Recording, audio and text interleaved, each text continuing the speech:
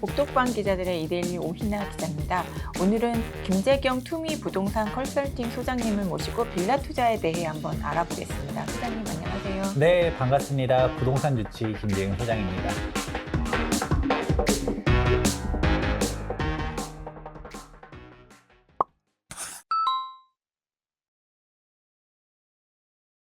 네, 소장님 최근 빌라 재개발에 대한 관심이 높아지면서 투자를 고려하시는 분들이 많은 것 같은데 최근 시장 분위기는 좀 어떤가요?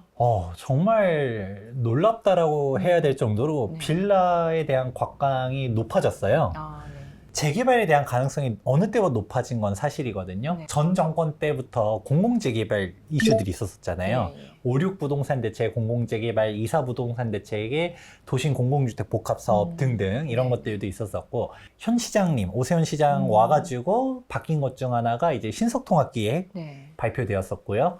그리고 모아주택도 발표가 되었죠. 네. 그렇다 보니까 뭐 여기 우리도 재개발 예정지 하면서 뭐 재개발에 대한 기대들이 막 높아지고 있는 건데, 더군다나 이제 대통령 선거 결과도 윤석열 대통령이 이제 재개발 재건축 활성화가 공약이잖아요. 250만 호 공급 공약하겠다라고 하니까, 그러면 그게 결국 뭐겠어요? 관에서 할 수 있는 건 한계가 있다 보니까 민에서 움직이려면 결국 신규 재개발 재건축을 갖다가 좀 더 지원해주는 쪽으로 이제 방향성이 그렇게 갈 수밖에 없는 것인데, 그렇게 가다 보니까 야, 우리도 그냥 빌라가 아니라 신축 아파트가 될 수 있는 빌라, 이렇게 입주권 이렇게 사람들이 바라보다 보니까 지금 빌라 가격대들이 움직이고 있는 게 있고요. 근데 좀 되게 웃긴 게 지금 정책 신축 아파트 가격들도 서울이 핵심 지역이나 조금 막 버티고 막 신고가 찍고 그렇지, 일반적으로는 별 분위기 안 좋잖아요. 그럼에도 불구하고 뭐 그냥 올라가고 있어요. 근데 여기서 노후도를 맞은 빌라들이 올라가는, 전 그래도 이해라도 해요. 그러니까 재개발은 저는 항상 이전에도 이데일리 복덕방 기자들 나와서 종종 설명한 영상들이 있어요. 항상 노후도 맞춰라. 그러니까 이제 노후 동수 3분의 2, 그리고 호수 밀도, 과소 필지, 접도율 이런 거 못 맞추게 되면 애초에 재개발은 삽도 못 든다. 이런 얘기들 했었었고요. 그런데 이제 지금 노후도 맞는 데들 움직이는 거는 그래도 이해라도 하는데, 노후도도 안 맞는 데들은 지금 그런 애들도 움직여요. 그러니까 이게 한 두 가지 시선이 있어요. 뭐냐면 일단 재개발 분위기가 워낙 좋으니까 노후도가 높은 데들이 올라가는 거는 일단은 그러려니 해요. 그럼 어떻게 따지면 노후도가 높다는 얘기는 살기 낙후돼 있다는 거잖아요. 네, 그렇죠. 그런 잘 모르는 사람들 입장에서는 야, 저기 더 후진 동네가 저렇게 비싸졌어. 야, 우리는 그나마 조금 나은 것 같은데 왜 우리는 왜 이렇게 싸지? 우리도 올라가자. 라면서 움직이는 부분들이 일단 첫 번째로 있을 수 있고요. 사실 그 사람들 잘 모르는 거죠. 저기 더 후졌으니까 올라가는 거를 잘 모르는 건데. 근데 이제 그런 거가 있고, 두 번째 시선 같은 경우는 그냥 아파트 가격이 너무 많이 올라가다 보니까 그냥 빌라는 상대적으로 저평가돼 있었다 라고 보는 사람들도 있는 거죠. 지금 뭐 우리 부동산 가격이 미친 듯이 올라갔다 하더라도 양극화거든요. 왜냐하면 다주택자 규제가 워낙 심각하다 보니까 서울과 지방 간의 양극화가 있는 한편, 똑같은 서울 내에서도 아파트와 빌라 간의 양극화가 어마어마해졌어요. 뭐 단적으로 뭐 반포에 있는 신축 아파트 같은 경우 앉은 지 뭐 20억씩 막 올라갔는데, 뭐 반포동에도 빌라가 있긴 하거든요. 거기 고터 밑으로 가다 보면 빌라 지역들이 있어요. 이 지역들 같은 경우 빌라가 뭐 한 1, 2억 올라갔나? 요즘은 그래도 조금 2억 이상씩은 더 올라간 것 같은데, 그거 생각해보면 똑같은 반포에 입지를 하더라도 빌라냐 아니냐가 천지 차이가 나는 거죠. 뭐 반포는 너무 극단적이라 한다 하더라도 그냥 강북에서도 마포에 있는 아파트와 마포에 있는 빌라랑 가격 상승 폭 자체가 차이가 너무 납니다. 이제 그런 거 보면서 역시 사람들은 빌라는 아니야 막 이렇게 생각을 했는데, 근데 뭐 사람들이 아파트 가격대들이 막 이렇게 애매모호해지다 보면 사람들이 어떻게든 그럼 빌라라도 살까? 오히려 빌라가 조금 그동안 안 올라갔었던, 억눌려 있었던 것도 있다 보니까 뭐 빌라라도 소액 투자 막 이런 식으로. 또 더군다나 요즘 금리가 올라가다 보니까 이제 연끌 투자는 좀 어려워요. 그러니까 딱 시장에 완벽하게 초양극화로 재편되는 것 중 하나가 아직도 강남에 신고가 찍는 단지들 같은 경우 보면 15억 초과 주택은 LTV가 0원이잖아요. 예. 거의 현금 박치기 30억, 40억 하면서 가는 초부자들이 가는 시장들이 있는 거고, 네. 근데 어중간한 금액선에서는 대출을 받아서 움직여지는 시장이 존재했는데, 이 대출을 아예 안 받아버리니까 딱 현금이 있는 선에서 움직이잖아요. 네. 그러니까 소액으로.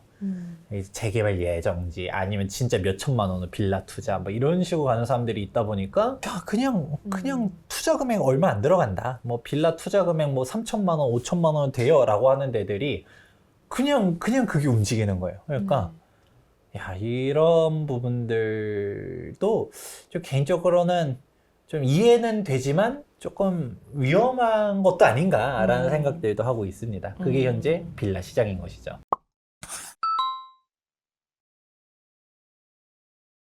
최근에 그럼 아까 말씀하셨듯이 신통기획이라던가 모아주택 관련해서 이제 빌라 투자에 관심이 되게 많잖아요. 그럼 좀 그런 지역들을 조금 눈여겨봐야 될 지역들도 있어요? 뭐 이제 제가 많이들 추천드리는 걸로는 이제 신수통합기획 같은 경우는 뭐 말이 좋아서 신통기획이지 예전에 재개발 사업이랑 똑같아요. 네. 그 이름을 바꾼 거죠. 약간 리브랜딩 네. 해가지고 신통기획에서 예전에는 항상 상시 모집 접수 뭐 이런 거 하다가 그런 거 안 하고 딱 이때만 모집하겠다. 뭐 그러면서 또 신속하고 빠르게 해주겠다는 의미로 신통기획 이렇게 얘기한 건데, 근데 이제 신통기획 같은 경우는 저는 어떤 데들을 주목하라고 하냐면 이제 그게 있어요. 작년에 신통기획 선정된 지역들이 21곳이 있었거든요. 근데 그거 말고도 신통기획 탈락한 지역들이 있었어요.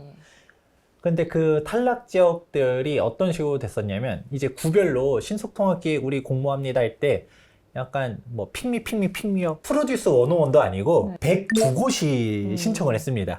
서울 각 지자체별로 102곳이 막 우리 신통기획 하고 싶어요 하면서 신청했는데 21곳밖에 안 됐잖아요. 다 떨어진 거죠.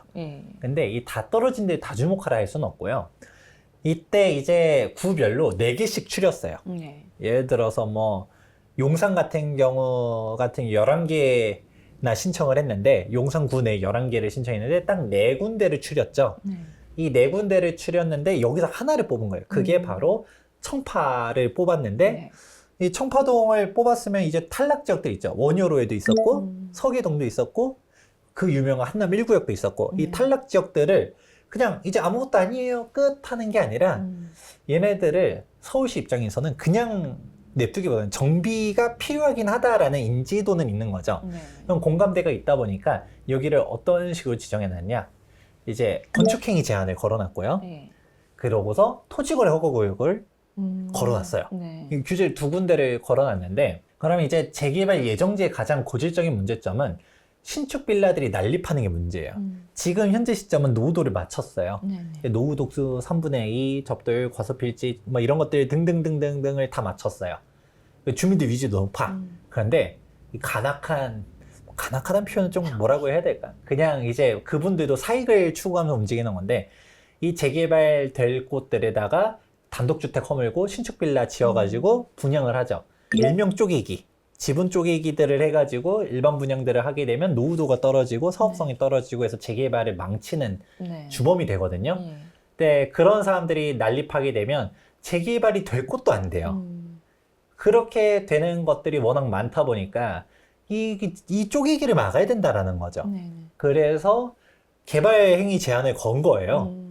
그러면 이렇게 생각해 보는 거죠. 이런 개발 행위 제한, 토지거래 허가구역, 이게 재산권 침해인가요, 아닌가요? 일종의 그런 측면이 있긴 있죠. 그렇죠? 사유재산권 침해예요. 그러면 이런 사유재산권 침해를 그냥 심심해서 걸까요?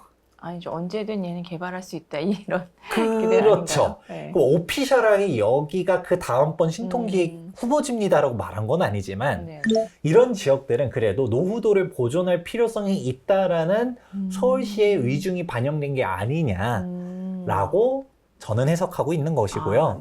실제로 그 도시계획 하시는 분들 얘기 들어보면 이런 개발 행위 제한을 갖다가 그냥 지정하는 건 없어요. 그냥 지정하면 어떻게 돼요? 그 말 그대로 재산권 침해잖아요. 네네. 나는 그 오래된 건축물 살기 싫어서 내가 신축하겠다라는데 너가 왜 막아? 라고 할 수도 있는 거거든요. 보통 진짜 그런 신축보다는 네네. 우리 쪼개기 업자분들께서 다 칼질하는 게 문제지만 이제 그런 것들을 막자라는 게 있다 보니까 그렇게 제안을 해놓은 거고, 서울시 관보를 보게 되면 이게 뭐 몇 호 이렇게 있는데 여기 지역들에 어디 지역들이 리스트가 쫙 있습니다. 한 30몇 군 있는데 이 지역들 이제 도면도 다 나와 있어요. 이렇게 네. 경계가 있는데 이 지역들 같은 경우는 이렇게 서울시가 눈여겨보고 있는 지역들이다 네네. 라고 해석해도 된다는 거고, 이 지역들 같은 경우는 2022년도 네. 뭐 작년 생각하면 2022년도 이제 9월달 혹은 10월달에는 신통기획 또 공모 들어갈 거고요. 네. 뭐 이번에 또 안 됐다라고 2023년, 2024년도 봤을 때 이 개발행위 제한이 일단 기본적으로 3년이 걸려 있어요. 네. 그러면 예의주시하면 여기는 또 이제 개발행위 제한 기간이 뭐 끝나도 또 한 번 연장할 수도 있고, 그 기간 내에는 여기는 어떻게든 해주려고 이렇게 건 거지, 이제 아무것도 없는 지역들보다는 네. 여기 가능성이 훨씬 더 높다라고 볼 수 있는 것이죠.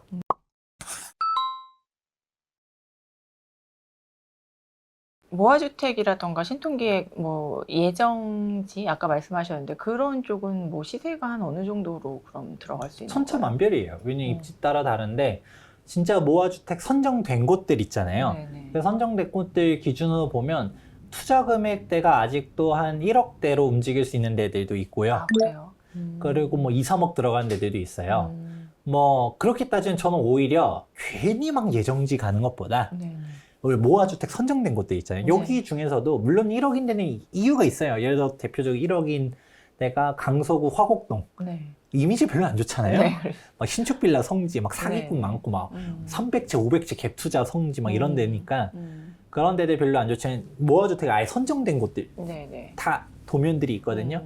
그런 데들 같은 경우는 뭐 서울시에서 이미 선정까지 끝난 데들인데 아직도 투자 금액 1억이다. 네. 차라리 그런 데들을 가지 괜히 내가 뭐 용산에 땅 한 평 막 이러면서 가다가 그래도 강남에 막 이러다가 그러니까 비싸죠. 예. 그러니까 근데 아무것도 지정 안 돼 있을 때는 그러니까 안 될 수도 있다라는 걸 항상 염두에 두고 내가 뭐 투자했다가 잘못돼도 내 책임인 시장이기 때문에 네.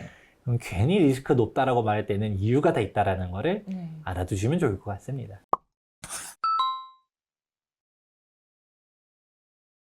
그럼 요새는 그 빌라 같은 경우는 가격 산정이 좀 예측 불가능한 경우도 있고, 그리고 또 일부 뭐 투자할 때 좀 주의할 점이 많다고 들었는데, 그럼 어떤 점을 좀 봐야 될까요? 이제 제일 위험한 거는 아무래도 노후도를 맞추는 거죠. 내가 재개발 예정지를 가려고 한다라고 하면 저는 이런 얘기를 많이 해요. 제가 재개발 전문가지만 재개발 투자를 할 때는 최소한 주어설립 인가 이후로 가세요 라는 얘기를 정말 많이 하거든요. 네네. 재개발에 있어서 주어설립 인가는 절대적이에요.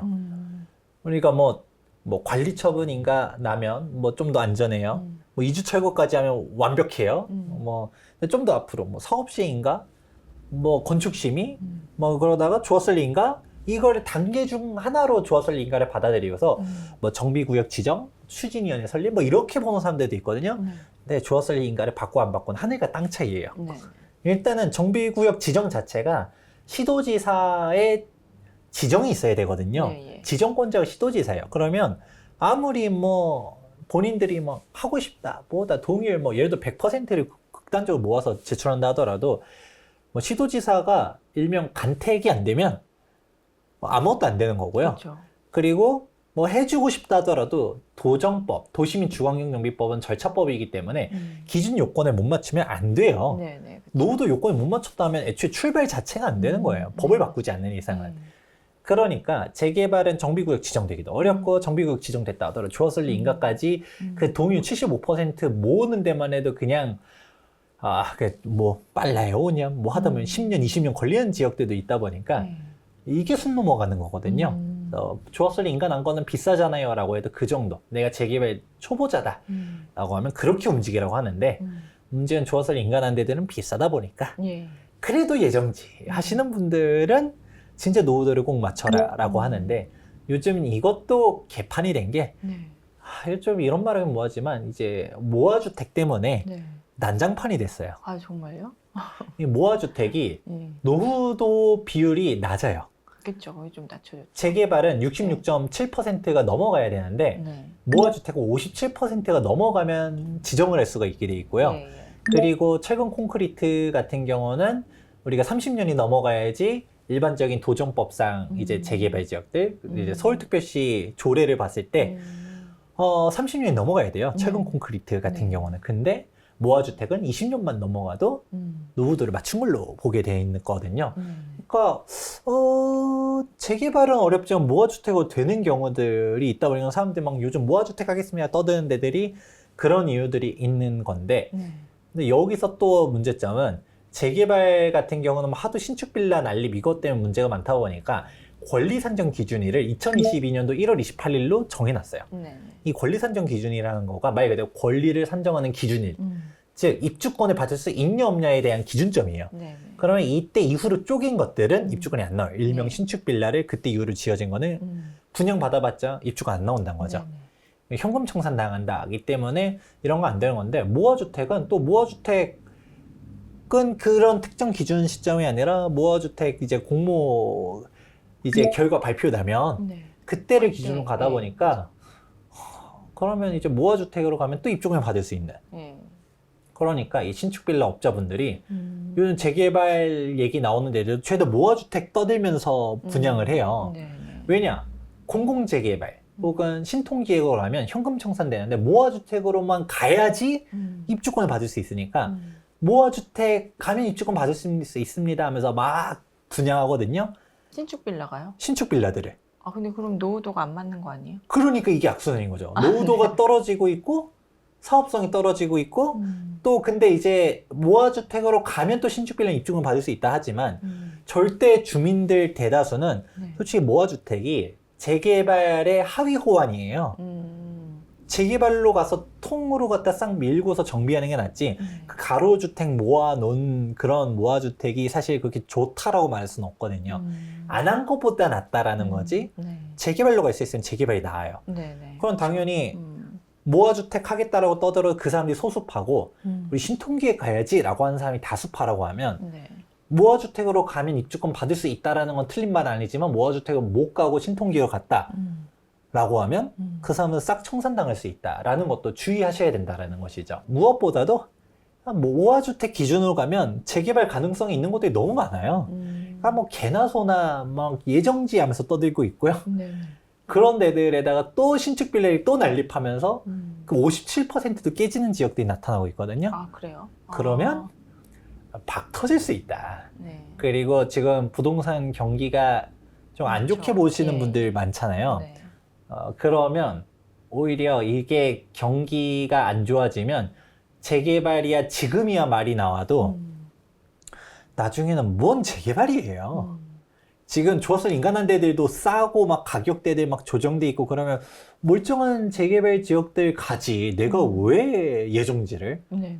지금 들어가서 15년 20년 걸릴 애들을 뭐하러 들어가냐라는 거죠. 그렇게 되면 얘네들이 또 동의를 걷다가 흐지부지 될 가능성도 많아요. 왜냐하면 네, 그렇죠. 이전 장의 하락장 때를 이제 되짚어 보면 그때 막 재개발 동의율 안 나와서 재개발 해제된 지역들이 정말 많았거든요. 네. 재개발 뭐 동의를 안 모이는 게 뭐예요? 조합 설립 인가 났었던 데들도 해제된 케이스도 있었는데, 물론 그때는 박원순 전 서울시장의 아주 강력한 의지가 있었다 보니까 또 그런 것도 있었지만 네. 이제 있었던 재개발도 엎어지는 와중에 예정지는 다 산으로 갔죠. 네. 그렇게 되면 지금 이제 빌라 가격으로 움직이는 거는 제가 뭐라 말 안 하는데, 예정지 프리미엄으로 갖다 올라간 애들은 이 예정지 프리미엄이 없어지면 다시 빌라 가격으로 떨어질 수가 있다라는 것도 주의할 필요성이 있죠. 그러면 진짜 옥석 가리기가 어느 때보다 필요한데 지금 어떻게 했다면 거의 무지성 투자를 하는 사람들이 너무 많아서 네. 주의할 필요성이 좀 있다. 근데 이거를 리스크가 있습니다. 그리고 빠져나올 타이밍도 잘 보셔야 되고 요건들 잘 따져보시면서 현명한 투자하셔라 라고 얘기 드리고 싶습니다. 네, 오늘 소장님 모시고 빌라 투자에 대해 한번 알아봤는데요. 네, 소장님 말씀 감사합니다. 네, 지금까지 복독방 기자들의 이데일리 오희나 기자였습니다.